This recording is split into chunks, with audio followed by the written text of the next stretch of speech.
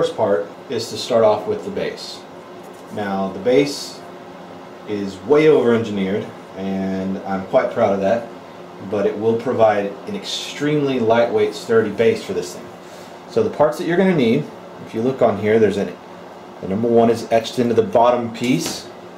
You're going to need part 7. You're going to need all the ones that say number 2 and all the pieces that say number 3. So all you're going to do is you're just going to take, I'm going to start with number 3 here, and I'm just going to just start popping it in the slots. You see how easy this is? It is not rocket science. All the little holes are perfectly sized to fit these. You can turn it upside down now and you'll notice that none of the pieces are falling out. You can wave it around. They're not hard to get in there, but they don't come out once they're in there. So it's a perfectly etched or cut piece to mate with each other there. And I've said mate with each other there way too many times.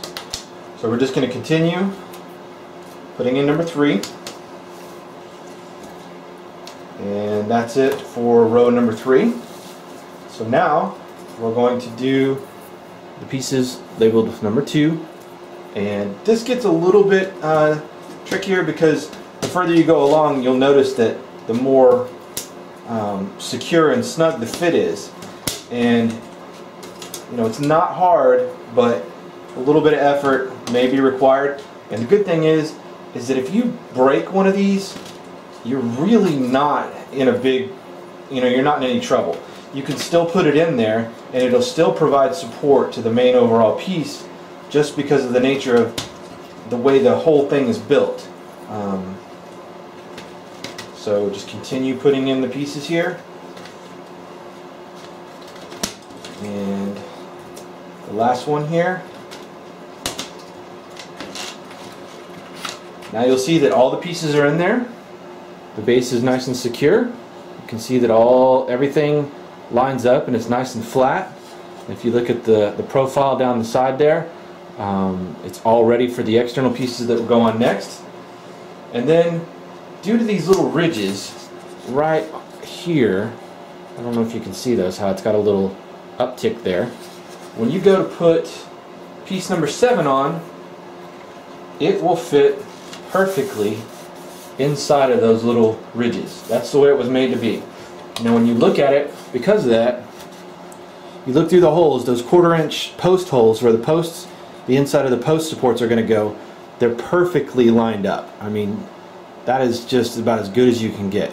So in just that short period of time, you've already got the base of this model assembled and ready to be glued.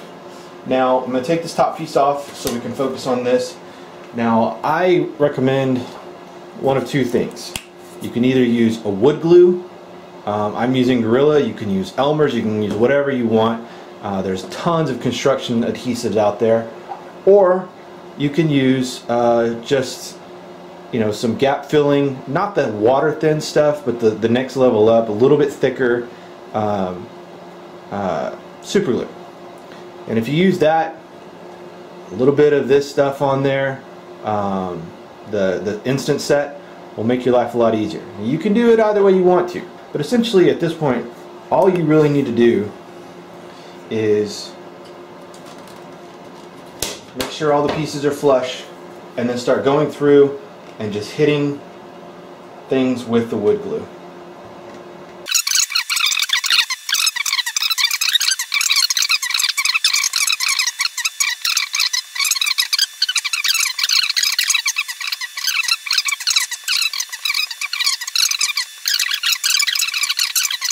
So I've got most of this thing glued, but I do want to use a little bit of super glue, especially for these outside pieces that are really small and hard to get in there. So basically all I'm going to do is just the same process. I'm just going to squeeze a little bit of super glue in there,